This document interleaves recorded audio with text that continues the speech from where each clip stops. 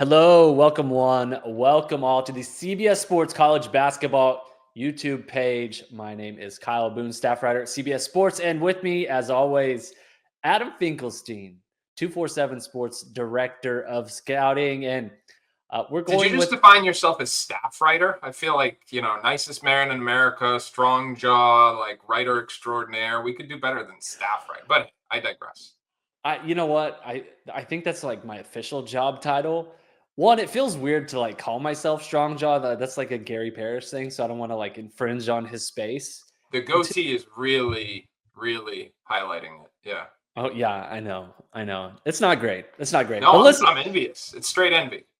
yeah, we'll take it. I've got a little too much native blood in me to go like full beard, but we're rocking with the mini goatee today. We're going to talk about some NBA draft stuff today, and we're going to reveal our latest big board, our top 15 of our big board, both my big board and your big board. Right. But we've got some news, Fink, straight We off the do. top, hot off the presses. Drake Powell, North Carolina forward, announced today that he is returning. Psych. He's going to stay in the NBA draft. And this is a little bit of a surprise, right? Walk us through the Powell situation, because I think there was some potential that he may return to school, some uncertainty surrounding that situation. But he announced today he is going to enter the NBA draft and stay in the NBA draft. All right. So here's what we know. Drake Powell, let's start a day before. The transfer portal closes at 11:59 Yes. on Tuesday evening, local time, which basically means you had to file your paperwork by, before midnight, whatever time zone you're in. Drake Powell did not file that paperwork. Sigh of relief, presumably, from North Carolina fans. Then the next day, he declares for the NBA draft. Now, this is a guy, five-star prospect, averaged 7 points, 3 rebounds per game. So it's not like he tore it up. Did he get better as the course of the season? Sure. Does he have a game that could potentially translate better to the NBA than college? Potentially. But to me, what I thought was interesting was the timing, declaring the day after the portal ends, not putting his name in the portal, because we've seen that pattern pretty consistently. Even like Boogie Fland at the last minute put his name in the portal, because what it allows you to do is it keeps your options open from a negotiation standpoint. So Drake Powell now saying, okay, I'm 100% focused on the draft. That to me does not guarantee that he's done with college basketball. I've heard a lot of guys say they're focused on it and then end up coming back to play college basketball. And that was before the money in college was arguably better than it is in the NBA. I don't know that Drake Powell is a lock first round pick. And there are spots even in the late first round where the money in college is presumably better than in the NBA right now. And if you're not a locked first round pick, if there's a scenario where you end up on a two-way deal and you're making $600,000, the money's definitely better in college. So it's interesting to me because that money from North Carolina that's on the table isn't going to be there forever, because they've got to go get a wing. And so now it's just a timing game. Drake Powell says he's going to the NBA draft. He's presumably, and his representation presumably, is going to look for a promise, a multi-year promise, whether it's first round or second round. And then if he doesn't get it, he would have to theoretically consider a return to North Carolina. But the key is going to be, how long does North Carolina wait to spend the NIL money that they had allocated to Drake Powell? So that's what makes this situation interesting for me. That is really interesting. And, I have Powell ranked number 22 on the big board. So higher than most, probably. Yeah. And, I think it is a situation where like his game, I think, will translate very seamlessly to the NBA. I feel very confident that he's going to be a solid role player in the NBA. Got a great frame, 6'6", 6'7", shot 38% from 3 last season. Really, really good perimeter defender, can defend multiple positions. We've talked about him on the channel here before. The energy that he presents as a defensive weapon, the versatility that he brings to the wing spot. We're always looking for guys who can defend multiple positions. Powell checks a lot of boxes, and on top of that, he shoots the leather off the ball. He's a really good spot-up weapon. Maybe doesn't have, the versatility in terms of being able to create at this point, but very interesting situation for Drake Powell. Now, we'll see exactly how this unfolds. for Carolina, for Powell, and potentially for the NBA draft. We'll be tracking that in the coming weeks. But yeah, certainly one I think we'll be watching pretty closely here over the next couple weeks. Let's go to a quick break. I'm going to toss it to Nada, and then we'll get into our updated big boards. The crowd loves champions. Gladiator 2 is an epic spectacle. Remarkable! To amuse you is my only wish. The glory is yours, not mine. Very good. Gladiator 2, rated R, now streaming on Paramount Plus. All right, Mr. Finklestein. We are back. We are on the clock, revealing our latest top 15 NBA draft big boards for the 2025 NBA draft. I have crafted my current prospect board. You've not seen it. You've crafted your prospect board. I've not seen it. So let's do a little revealing and maybe some discussing and maybe even some debating as we reset the landscape post NCAA tournament. How are we feeling about this? I have some guesses as to who you may have at number one. Well, before we went on air, you just said very matter of factly, Fink, who you got at number one? So that was a good one. Yeah, Cooper Flagg, obviously. You want me to just go first five? Hit me with your top five. Absolutely. All right, so and we'll see what differences we have. I'm holding firm with my top four. Cooper Flagg, Dylan Harper. I've still got Ace Bailey at 3, VJ Edgecombe at 4, Tre Johnson cracking the top 5 for me. So that is, and I would just like to go on record as saying these were also the 5 best players in high school basketball last year. So, just saying. Little tout. I like it. Not necessarily a victory lap. Just saying. And you know what? That is my top 5. That is my top 5 in that order. Right. And we've had the top 3 consistently the same: Cooper Flagg, Dylan Harper, Ace Bailey. Yep. Edgecombe moving up to number 4, and then Tre Johnson inside the top 5 is relatively new. So let's talk. Tre's new for me. Tre is new for me in the top 5 because while his numbers were really impressive, I thought the progression in his passing was impressive as well. Yep. And then when you talk to people around that Texas program this year, the intel about Tre is I think one of maturation. There was in high school, he always put up numbers and he was always a talent, but there are always things that you were a little worried about. And it sounds like he's really maturing this year. And I've heard a lot of good things about what we saw aside from the production this year in Texas that have alleviated some of the concerns I had in high school. So he's into my top 5 now. Okay. Love it. Yeah. So we're talking about Tre Johnson, one and done Texas freshman, 6'6", averaged 19.9 points per game last season.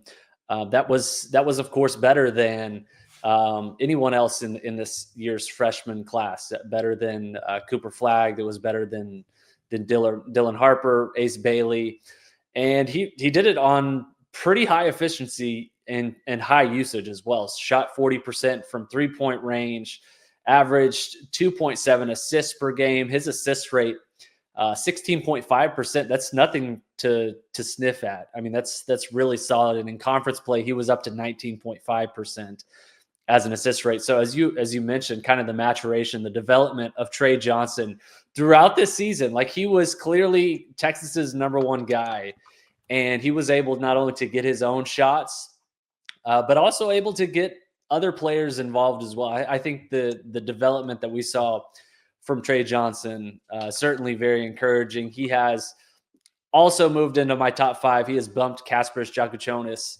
from that number 5 spot for me, and it, for the same reasons that you just mentioned, the progression that he made, the overall development in his game on both ends of the floor. I think there's a lot of encouraging signs here for Tre Johnson, who is still just scratching the surface of what he can be as a prospect, I think.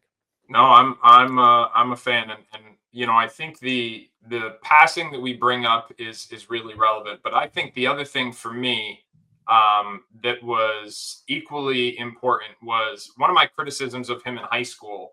I shouldn't say criticisms, but maybe concerns for a guy with his skill set.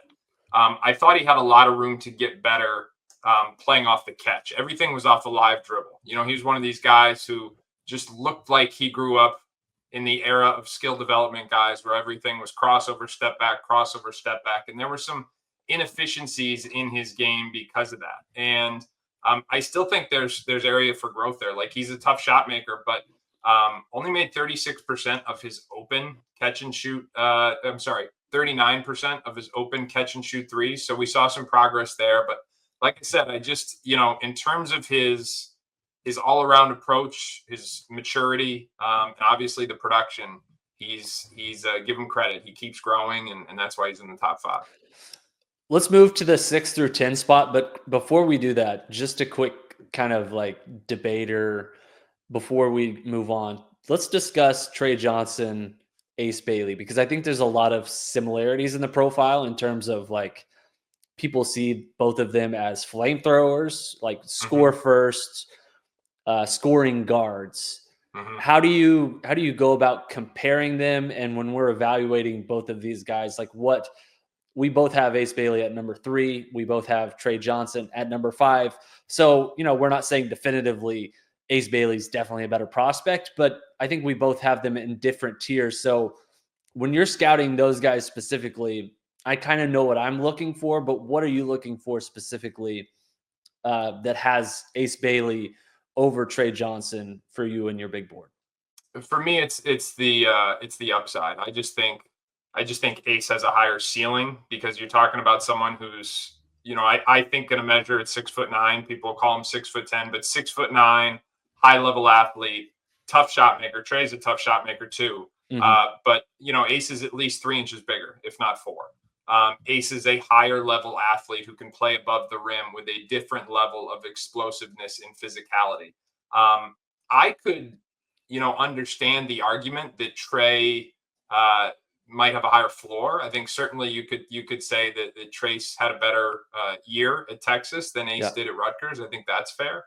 But the NBA draft is largely about upside and not necessarily what you are right now, but what you're going to be in the future. And I still just think there's a runway for Ace to be a different kind of talent. I think you could say that Ace has got a top 2 upside in this draft. Certainly that's debatable. That's a conversation between him and Dylan Harper. Maybe you could add some others into that. But for me, it's the upside play, which is why Ace is in a different category. But as I said, if you said, hey, who's got a better chance to be rookie of the year, Tre Johnson or Ace Bailey?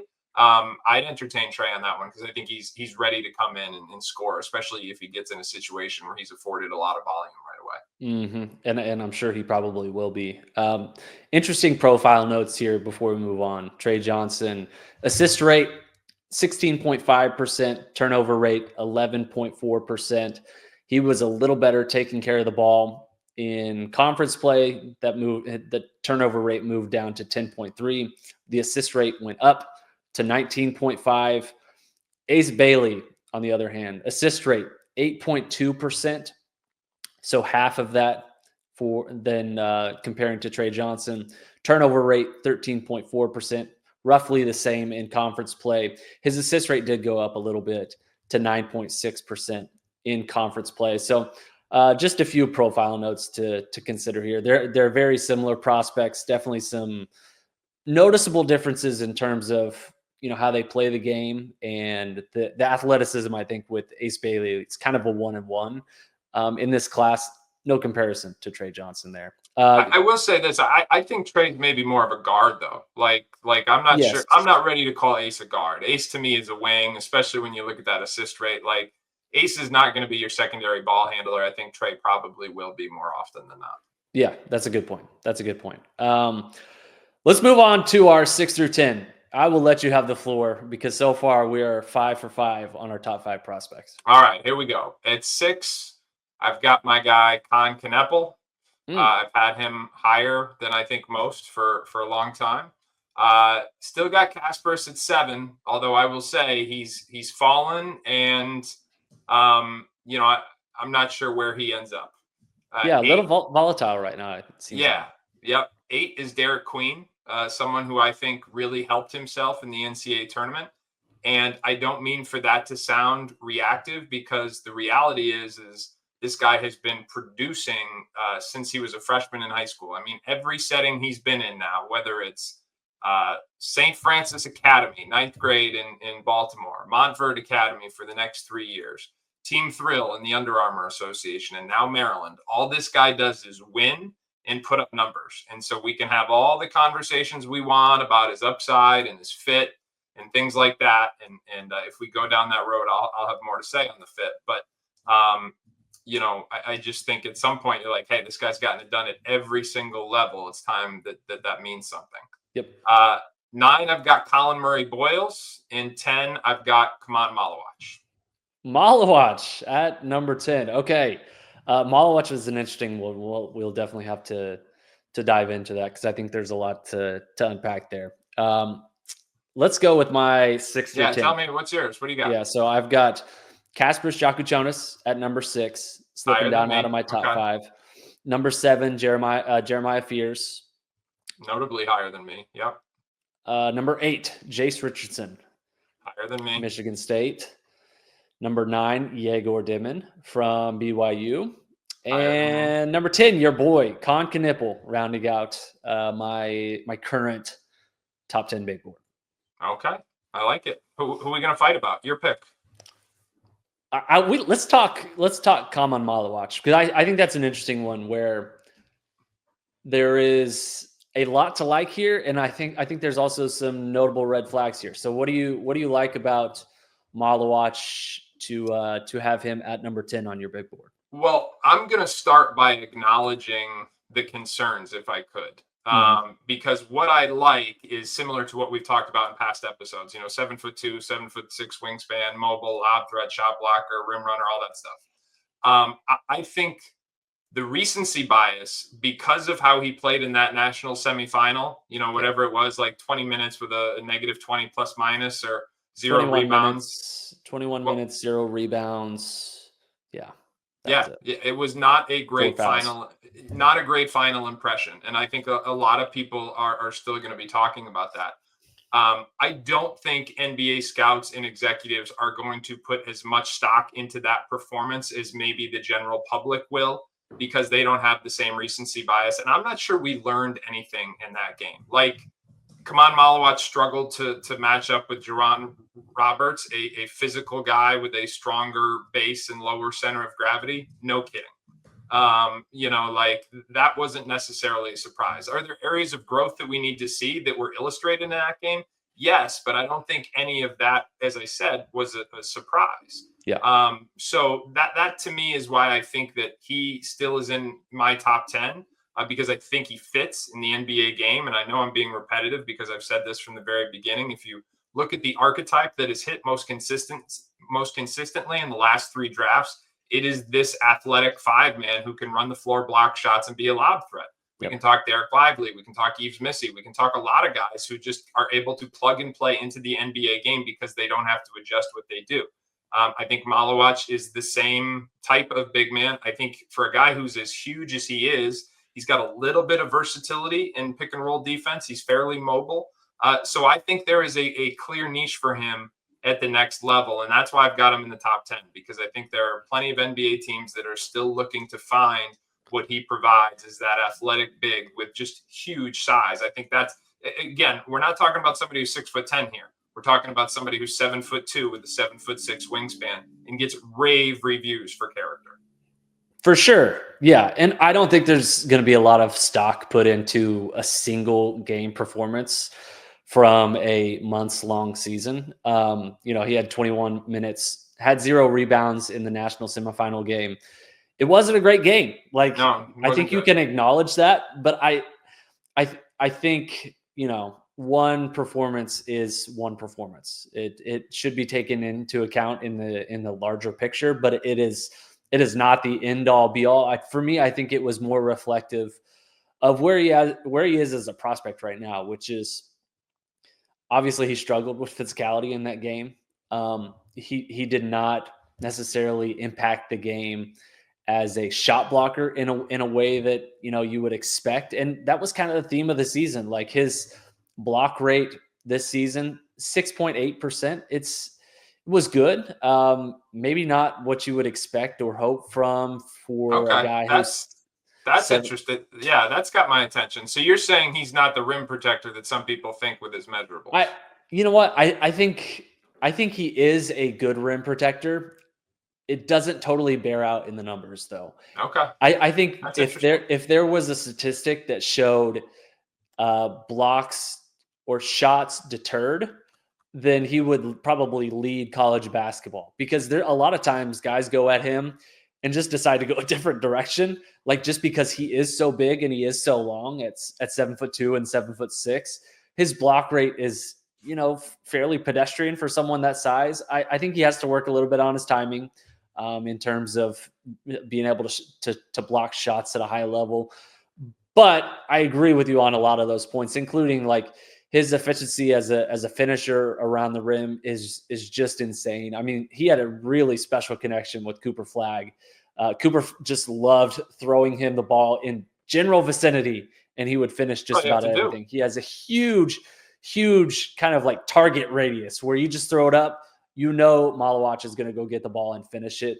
The character is obviously really high, and his movement skills, I think you even maybe undersold it for someone who I don't have him quite as high on my big board, but at 7'2" with a 7'6" wingspan, he can really move, like not just move and run in transition, but his ability to, I think, defend in space is I think going to be a strength for him eventually at the NBA level. And for someone at that size, I think there's a lot to build on for him in terms of his profile moving forward. So where do you have him? I have him at number 16. So I actually don't have him in my top 15. And thinking through it here, maybe that's a little bit of an overreaction, but I feel pretty good about the guys I have in my top 15. We'll talk a little bit about that. Can I add one point before we move on, just to support a point you made about the number of shots he can deter?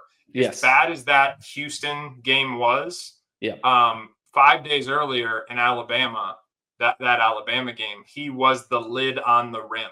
I mean, he only blocked 2 shots in that game, but the amount of shots he changed. So that's what I mean about not being too overreactive to one game, because he was absolutely dominant defensively in that one game. And not only, he blocked 2, he changed countless shots, and he still had 9 rebounds in that one. I also think it's worth noting in the 3 prior NCAA tournament games before Houston, he blocked 8 shots. Mm-hmm. So, he was I think we saw progress in that area, and you can go back even the last few weeks and even through the ACC tournament. I think his block rate was way up, but that's fair. That's fair. You've made a compelling argument. I had him at 15, so it's not like I've made some drastic change on Maluach. Like he's consistently been in my top 20. I have him one spot down from 15 to 16. I think everyone really wants to know why you hate Jeremiah Fears. That's the real question here. Why is he not in your top 10, Adam Finklestein? I've got him at 13. Okay. And it's one of those things where like he and Jace, I think, as you continue to dive in and kind of explore not just what he was this year, because so much of that is situational. And I do think, especially right on the tail end of the season, there's such a natural inclination to just rank who are the best college freshmen. You know what I mean? And that's not what the draft is. The draft is about who you think is going to be the best NBA player down the road. And if this were about who was the best college freshman, I wouldn't have Jeremiah Fears 13. But my concern with Fears, who was number 1 in the SEC in usage, is that when it comes to efficiency, and it comes to role allocation, like he's not going to be an alpha in the NBA. Not now, he may never be one. He may always be a secondary guy. So how does he adapt to that? When you look at some of the numbers, 39% catch and shoot unguarded threes, that's solid. Just 21% shooting threes off the dribble. So like as good as he was this year, that's a red flag for me. There are some things in the lane, like his body's going to have to change. He's going to have to learn to play a different way, and he might have to go to the G League for a while to learn how to do it. That is not a knock on him. He had a phenomenal freshman season. He's better than I and everybody else thought he would be. I'm still saying he's a lottery pick, so let's not get it twisted. Yeah. I'm just saying the NBA game is going to be a lot different from him than it was at Oklahoma when you got the ball and a more volume than anyone else in the best conference in the history of college basketball. I mean, think about that. The SEC was the best conference in the history of college basketball. And Jeremiah Fears, this freshman who reclassed up in early July, had the highest usage in that conference. I'm just not sure there's going to be a similar scenario awaiting him in the NBA. Yeah. And to be clear, this is in part the luxury of ranking prospects really without any consequences. If I'm an NBA GM, I'm probably not ranking Jeremiah Fears at number 7, right? Like there is a level of volatility that if I'm an NBA GM and my job is staked to Jeremiah Fears becoming a star, I'd be a little nervous about that, right? Like if I'm, the Chicago Bulls picking a number 7, for example, I feel really good about his high-end potential. I feel really good upside. about you making a better decision at number 7 than the Chicago Bulls would, but that's a conversation for another day. Yeah. So do I. Absolutely. But, I think there's some real, I don't want to say bust potential, but I think there's some real volatility in his profile where, he's maybe a little bit undersized at 6'4", not necessarily an explosive athlete. Shooting numbers, not particularly great. Had a really high usage rate, but efficiency wasn't anything to blow your socks off at. And yeah, I think there's star potential here in terms of him being able to get literally anywhere he wants on the floor. He can get to the paint at will. He's a really crafty ball handler with the ball in his hands. He is very, very savvy. I too express and feel some concerns about his role at the next level.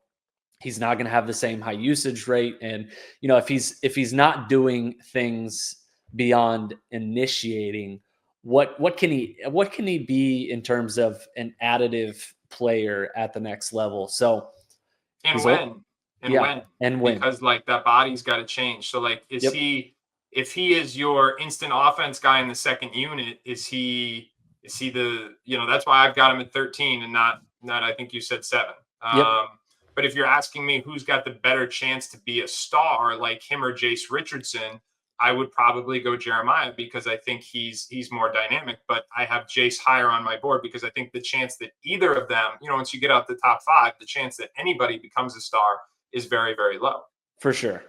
I essentially have always ranked my prospect board who has the most star power, who has the most potential. And for that reason, Jeremiah Fears kind of consistently pops up pretty high on my big board. He's a huge swing, no question about it. I think if all hits, he could be phenomenal and a really good value in this draft. He's only 18 years old. He played a full season in the SEC and put up some pretty phenomenal numbers, even if the underlying metrics and the efficiency isn't particularly great.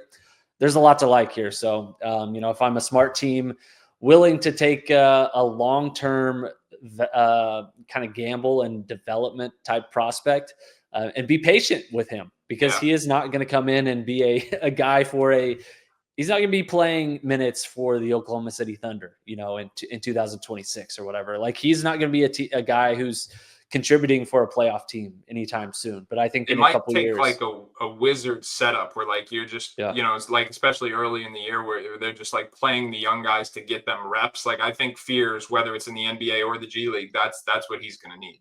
Well, I need my guy Bub Carrington to continue to get his shine, but we'll find a spot for him. I'm confident of that.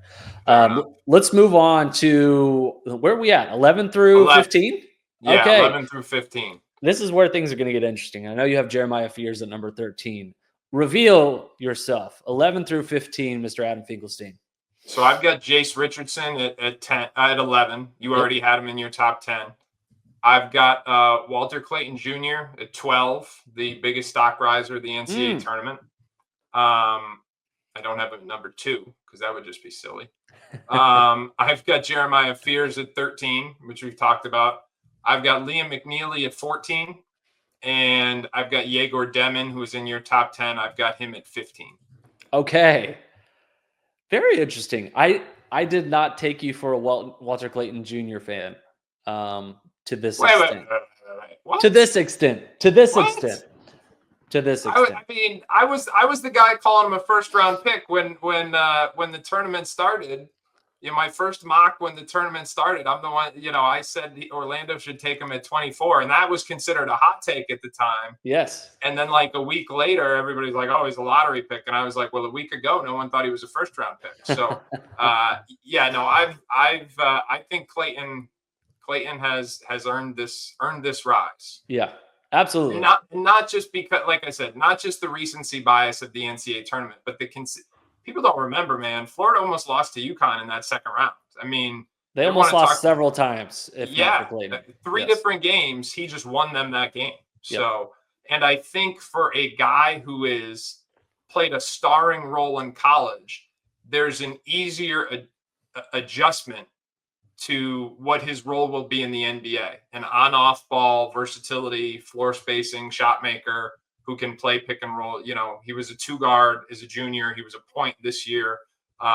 So yeah, I think he's not going to have the same role in the NBA, but there's a pretty clear role that he can play without having to adjust too much of his game.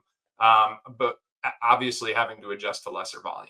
I think he will have a more favorable role in the NBA based off of his current game, right? Like he was asked to do a lot for Florida and he delivered. Like he literally led Florida to a national championship. He was phenomenal. Like one of the best NCAA tournament runs we've ever seen.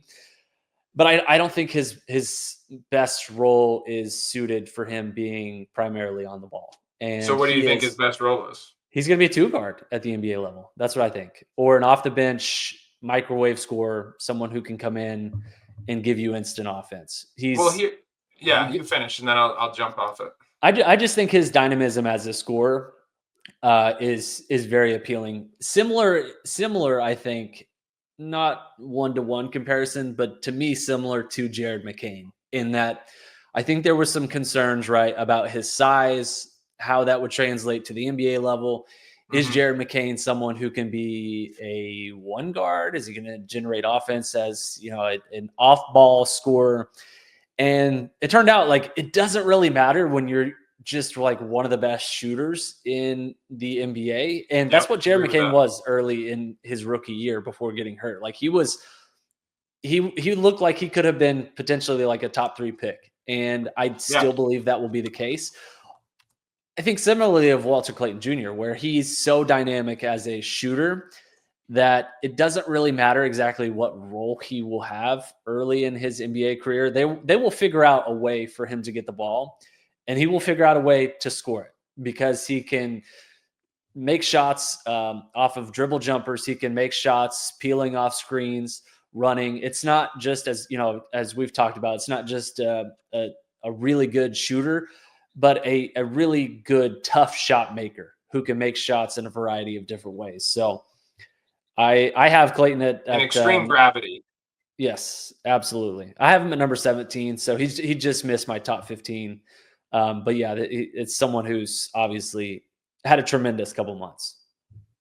Can I make one other point about whether he's a 1 or he's a 2? I would offer this, he played the point this year at Florida. So at minimum, I think he's got on-off ball versatility. And that was something, if we were talking about his NBA prospectus a year ago, we would have said he was a straight 2-guard.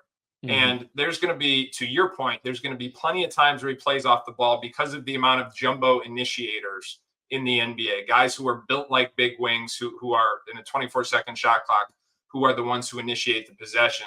But it may end up being that Walter Clayton is the one who defends the point guard. So I think that on-off ball versatility, because he showed he could play the point and be the dynamic shooter and scorer that you said. And I will also add like a better defender. You know, if we're going to go with the Jared McCain comp, he's a better defender than Jared McCain. Obviously he's physically older, so that's probably part of it. But I do think that on-off ball versatility and the growth in that area is really important to why his stock has risen over the last year. Yeah. And, you know, someone who is going to be an interesting one to follow, especially after an NCAA tournament run that he had, because he he did go from, essentially someone who most people expected to be a somewhere in the second round pick to, Yep. okay, maybe he's a first round pick to, okay, this guy could be like a top 10 pick or a lottery pick. And I think we're going to settle into a range where that's probably the case. Like mid to late lottery, certainly not falling, I don't think, out of the 20s, especially in this class. So that's going to be interesting. Who was your 11 through 15?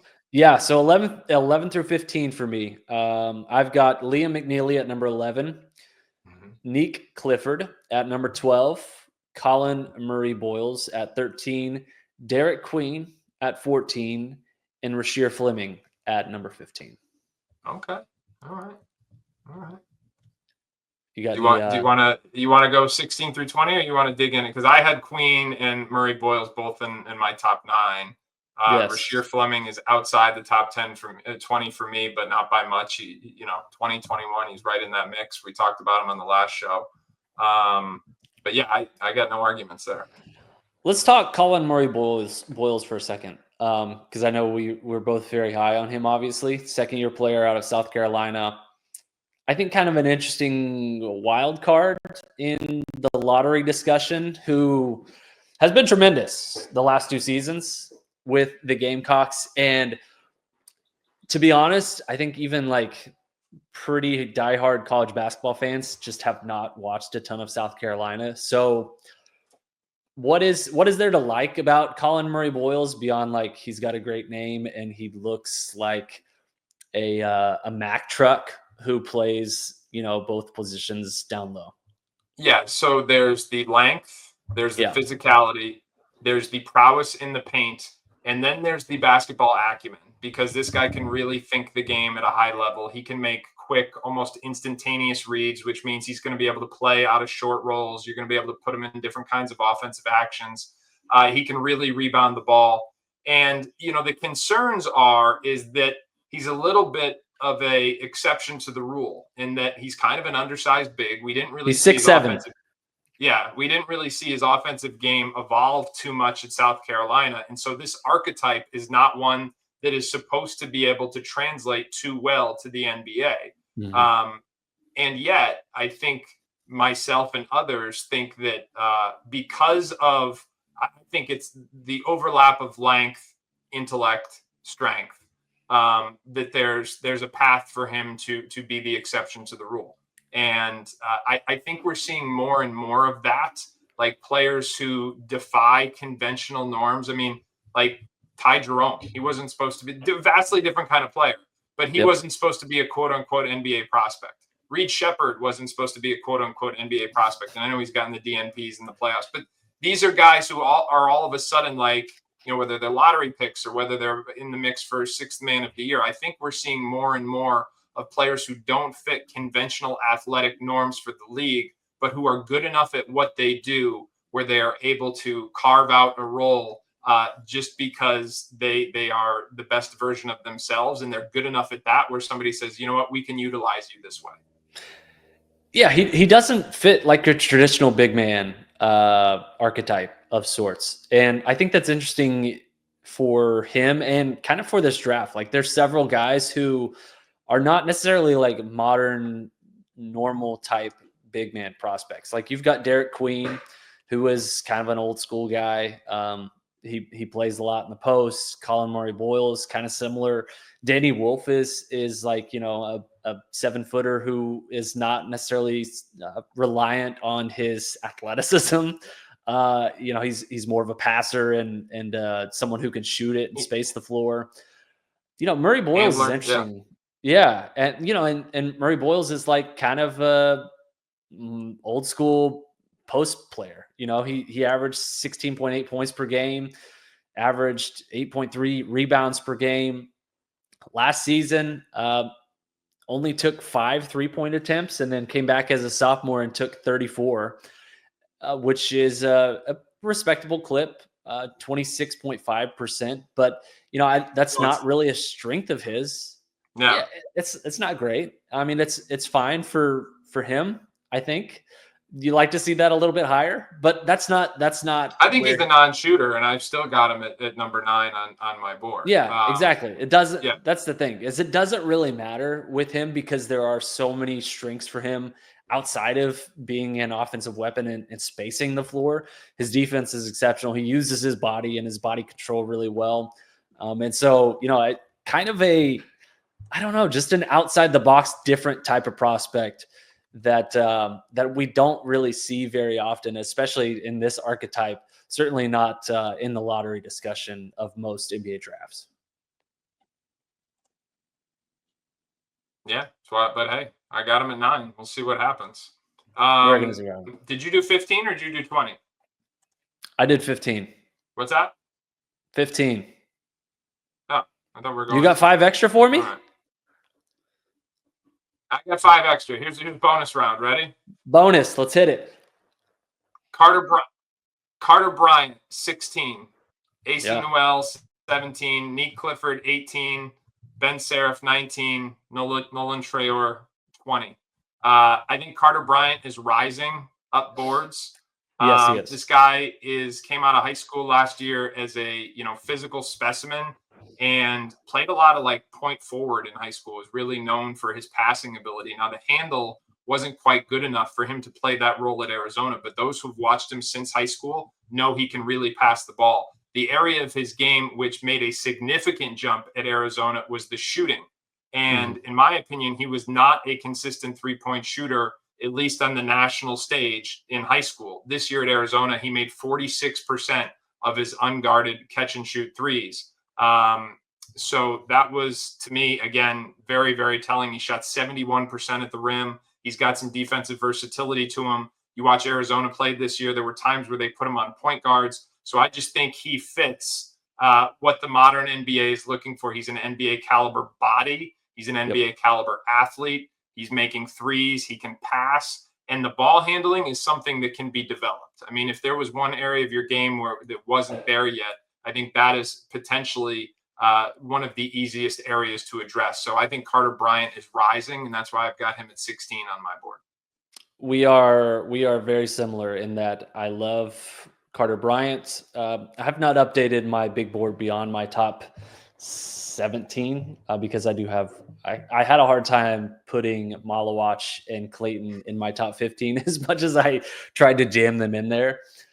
But Carter Bryant's an archetype that I like, and at the top I talked about Drake Powell being at number 22 in my my latest big board prior to today, and he would probably be in a similar range because I think Carter Bryant and Drake Powell very similar in a lot of ways. NBA ready bodies, very high level defenders, play the wing position, can shoot the three. Like there's a lot of versatility. There's a lot to like there with both those wing prospects. And I think this class in general, like there's not a lot of wings that you feel super confident in.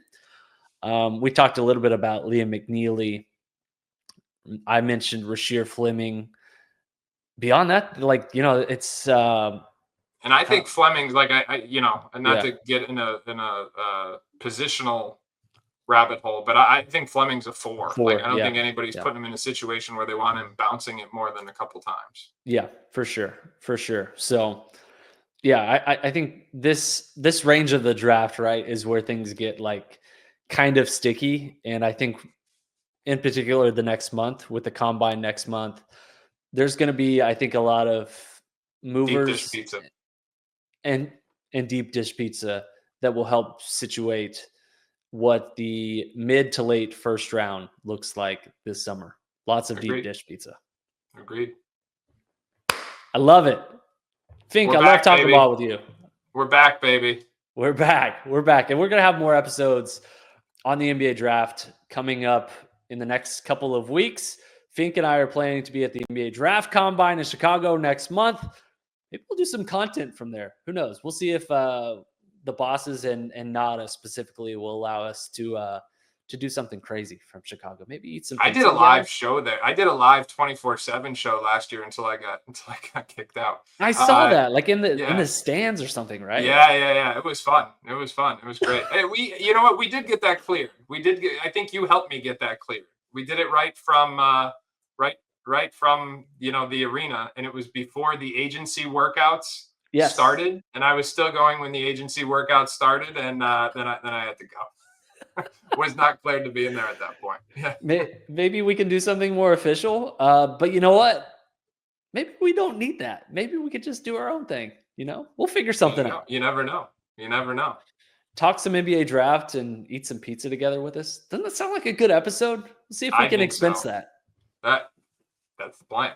Put it on the budget. Absolutely. All right. We'll be back next week to talk some more NBA draft. Be sure to subscribe to the CBS Sports College Basketball YouTube page.